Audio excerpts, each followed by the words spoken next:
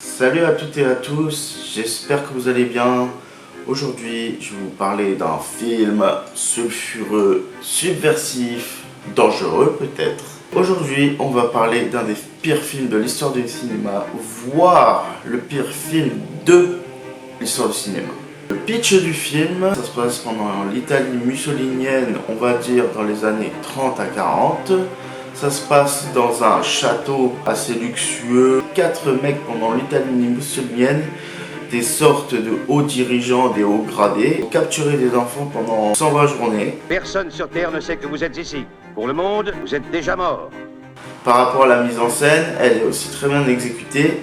Elle est petit à petit vers une horreur insoluble, macabre, dégueulasse. Le but exact du réalisateur, c'était aller au plus profond de la sexualité et tout. C'est une œuvre désœuvrée, c'est une œuvre pour montrer en fait où peut aller l'humain en fait, la limite à ne pas franchir et qu'ils franchissent, qu'ils ont vraiment envie de voir les sévices, les humiliations et tout. On va tout de suite passer à la révélation. Ce film, maintenant je pense que beaucoup le savent, c'est Salo ou les 120 journées de Sodome de Pier Paolo Pasolini.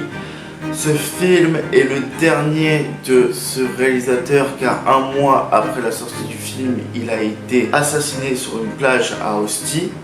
Alors j'ai une critique d'une édition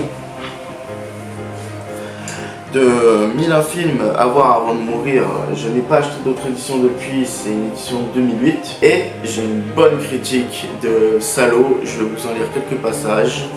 Déjà je vous montre un peu la gueule que ça a. Donc c'est pour vous dire, vous voyez, c'est pour vous dire un peu le minimum de taré du film. Et encore, minimum, je suis gentil. Ça c'est juste un extrait quoi. Alors qu'est-ce qu'on pourrait dire?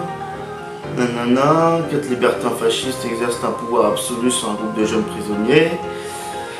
Ensuite, Pasolini les montre dans une succession de scènes sordides. C'est pas ça que je voulais dire. Voilà. L'analyse la plus intéressante, c'est sur le réalisateur en fait. Pour moi, c'est le réalisateur qui a vraiment un gros problème, pas le film en soi. Parce que des films brutals, fous, qui dépassent les limites de l'être humain, on en a vu. Mais le réalisateur avait vraiment un souci. Pasolini voulait faire de cet usage sans frein du pouvoir, poussé jusqu'à la dégradation sexuelle ultime.